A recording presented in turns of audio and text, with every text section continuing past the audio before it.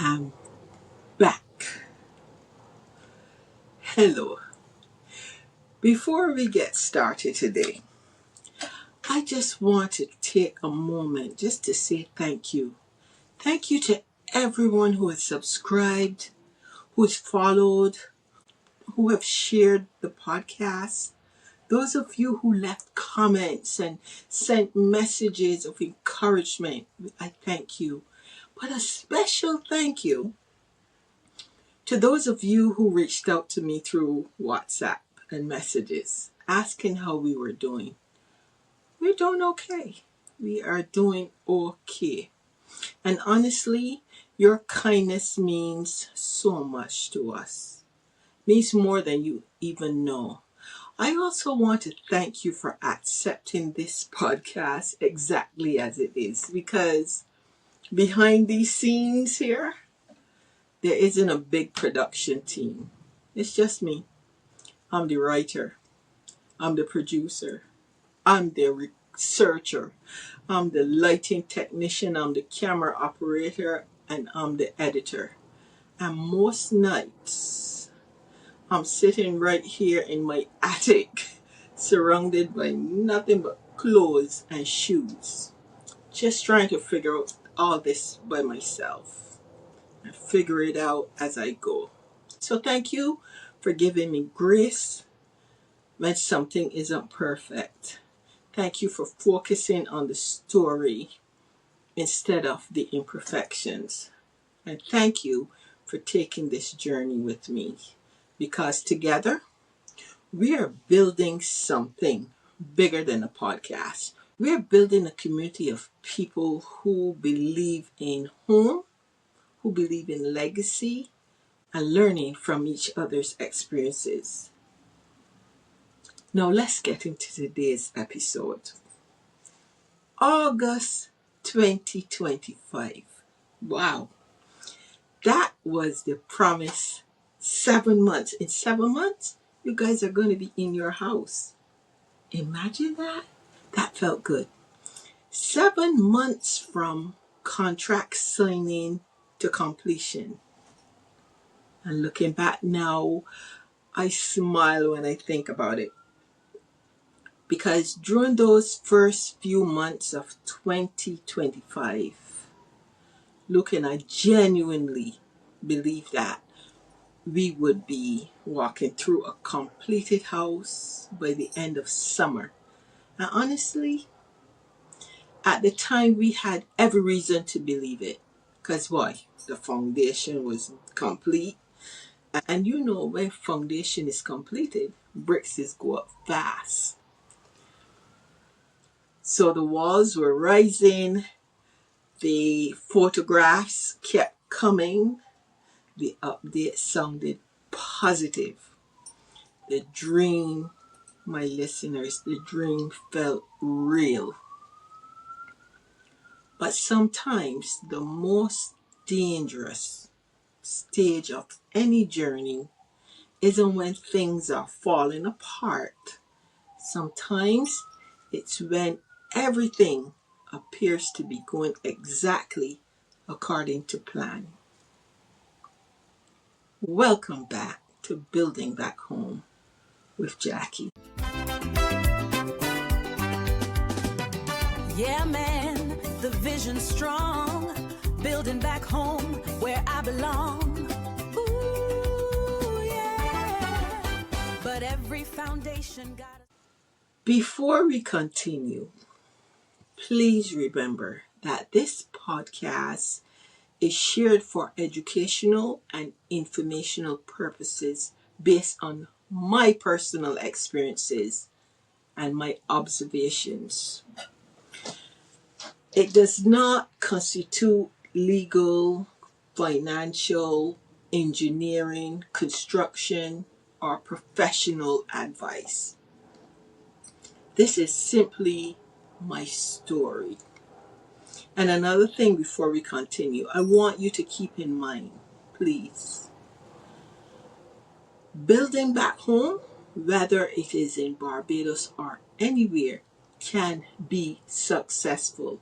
It can be successful. There's so many people that have had an amazing journey and with little or no issues. Success comes from preparation, documentation, patience, professional advice, clear communication, and understanding the realities of building from a distance. My goal for this podcast is not to discourage anyone from building back home. My goal is to help you navigate the journey with your eyes open and your peace protected. And every circumstance is different. This podcast is not about discouraging dreams. It is about sharing one family's experience, our family's experiences, so that others can approach their own journey with greater preparation, stronger systems, and more peace of mind. And in today's changing world, and we know how the world is changing, I believe that building back home is more important now than ever. Matter of fact, I encourage it. I encourage people to invest in their future. Strengthen your connections to home and your family. Create something meaningful for the generations to come, because I still believe in building back home. I simply believe we should do it with our eyes open. Story time. Let me get my glasses and my phone, just in case I have to reach into something. By January 2025, the contract had finally been signed, as you know, on our end. The excavation was behind us, the foundation had been poured, the walls were beginning to rise, and for the first time, this dream that started back in 1999 no longer felt like a distant possibility, it felt real. One thing I don't think people fully understand about building back home from abroad is how emotionally powerful progress photos can be.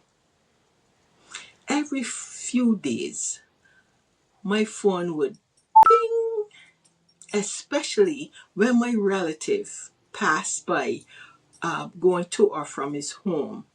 A little update on what seemed like us to be progress. And it could be encouraging. He courteously sent that to us. A new photo, a new video, another wall went up. Look here, another section completed, another visible sign that something was happening on our land. And every time one of those photos arrived, I felt happy, glad. I felt relieved. Because when you're thousands of miles away, progress becomes emotional currency. You zoom in, take my phone and I zoom in. I study the corners of the picture. I look at everything. I even started to imagine that I have a picture on that wall. I study, well, okay, this is the family room, this is the living room. I started imagining you and I by the house laughing, because I love to entertain, and having fun as we laugh at ourselves. I thought of future vacations, future gatherings with my family and friends, and most of all, future retirement years. And that's exactly what we were doing. We were dreaming about those times. Luke and I were mentally moving into a house that didn't yet exist. I even started to buy wallpaper. paintings. The future, though, suddenly felt close. And then there was August. August 2025 became the date that we focused on because our contract stated that. The finish line, the goal, the promise in 7 months. Now, professionally, I work in document control management. My everyday life revolves around contracts and schedules and drawings and revisions and specifications and records and construction documentation. And if there's one thing I've learned over 3 decades in that industry, it's this. Schedules are not promises. Schedules are plans. And plans only work when every moving piece stays aligned. So professionally, I knew 7 months was ambitious. But emotionally, I wanted to believe it because this wasn't just another project file. This was Barbados, the place that my mind goes to whenever I want to release stress. This was home. This was legacy. This was family and friends. This was retirement planning. Let me get a little tissue here. A dream that we had carried for years. And maybe that's why this phase felt so exciting. Everything appeared to be moving forward.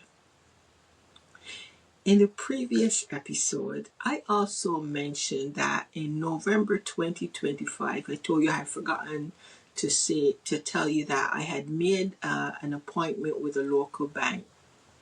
So while I'm there, I would get some details on understanding how the local bank loans and the options for overseas builders. So I would say, though, my initial experience and the communication with the banker when I did visit went very well.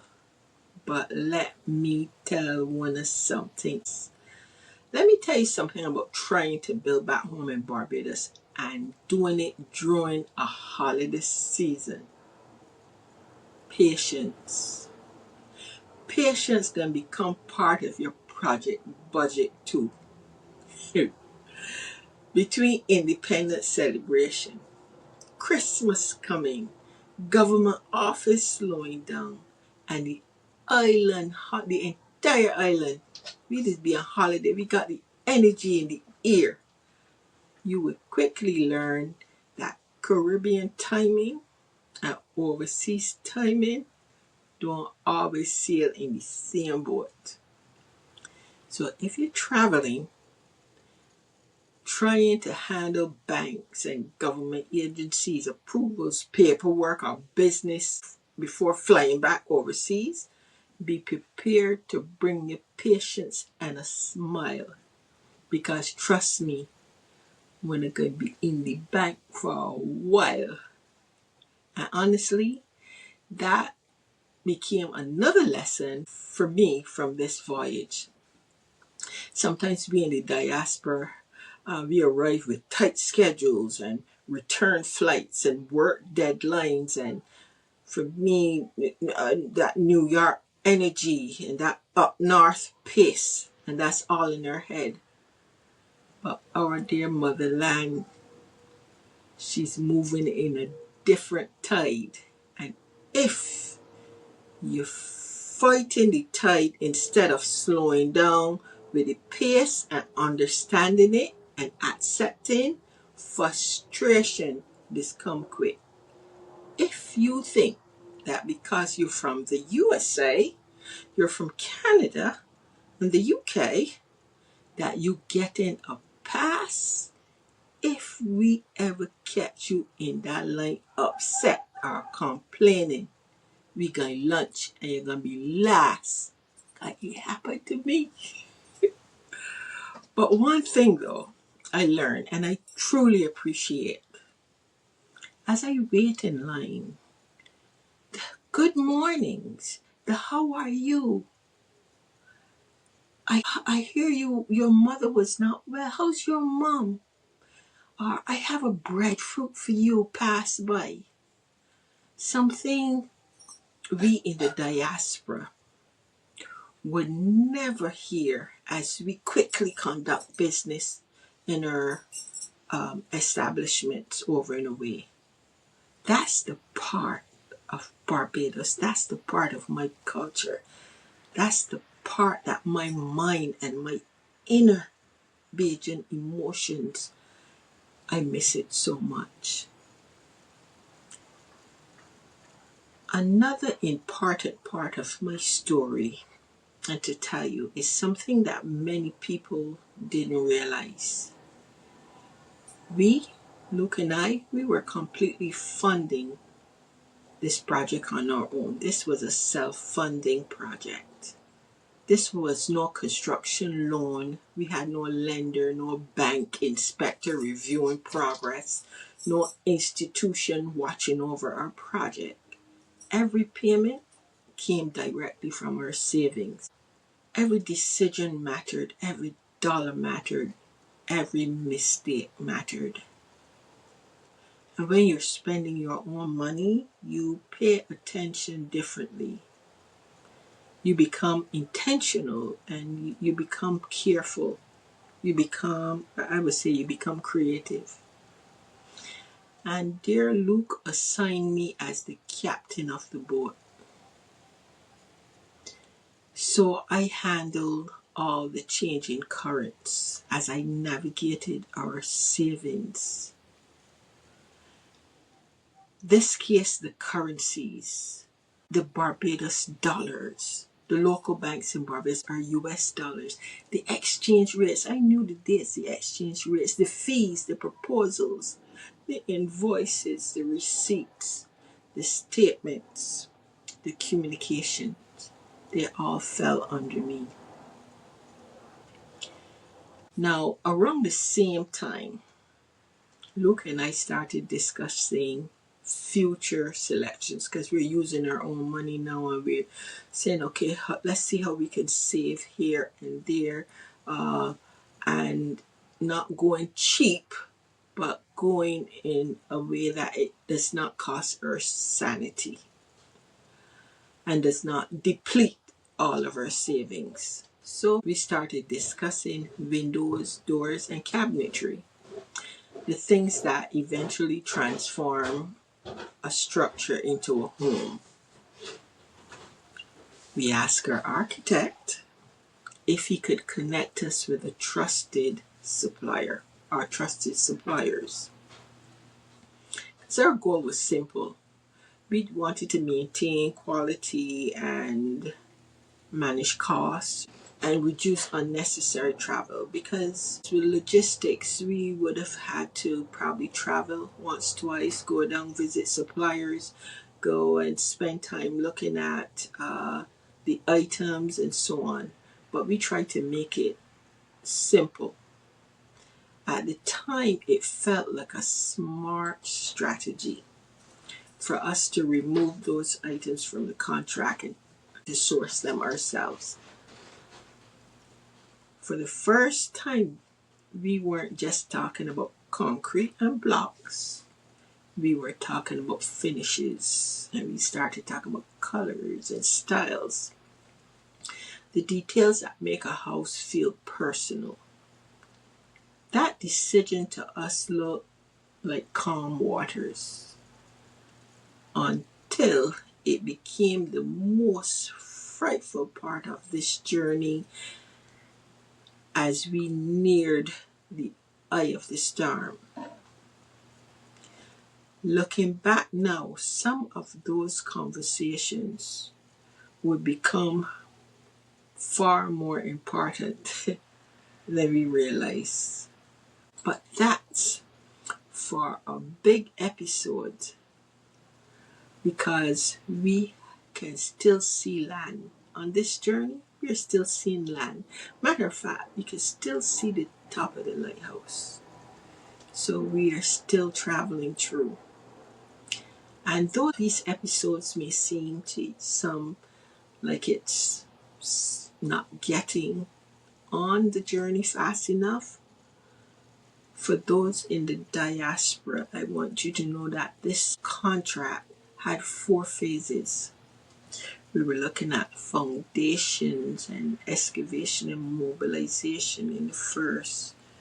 You would have the walls and the structure and so on going on. The third phase, we had windows and doors and renderings. And we had roof. And the finishes would be cabinetry and tiles and electrical and plumbing and finishing up. So I'm taking you through piece by piece because for every step, every event, there is something required, but something also happened, which pulled me to look at red flags and lessons learned. But as the journey goes on and the boat speeds up, you would see the reason why you needed to hear this part first as we start up the engine. You would see why we needed to pass through these events first. Because when you get to the storm, you're going to need it. You're going to need the survival tools. You would see that the survival tools and the memories would bring you back to, I'm glad I had that tool. I'm glad that I did that. I'm glad that I put that oil in the engine. I'm glad that I checked that engine. You will see. So, as the conversations progressed, we started discussing removing certain items from the contract scope because we intended to source them separately. The understanding was that appropriate adjustments would be made later. But looking back now, one sentence stands out. Don't worry, we'll handle that later. We'll adjust it later. Professionally, I know documentation works best when changes are captured as they happen, not later, not eventually. However, the project appeared to be moving smoothly. The walls were rising. August was the target date. And excitement has a funny way of convincing you that details can wait, right? So let me give you this episode's cultural moment. Back home, we say, when the sea calm, that is when fishermen prepare. The old fishermen understand something important. You don't wait for rough water before checking your boat. You prepare while the sea still sweet. You prepare while the sky still blue. You prepare while everything feels comfortable. Because preparation is what protects you when the weather eventually changes. For this episode's red flags, looking back now, there were some early warning signs. Major decisions being left to future documentation. Another red flag, verbal understandings replacing the immediate written clarification. Momentum that's creating a false sense of security. And from those, as I look back at what has happened and what has been happening with us, the lessons that we learned, that I learned, to change the documents when they happen. Don't assume Future paperwork will solve present uncertainty, and never allow excitement to outrun administration, because the bigger the dreams, the stronger the systems required to protect it. I want to push in something for you to do.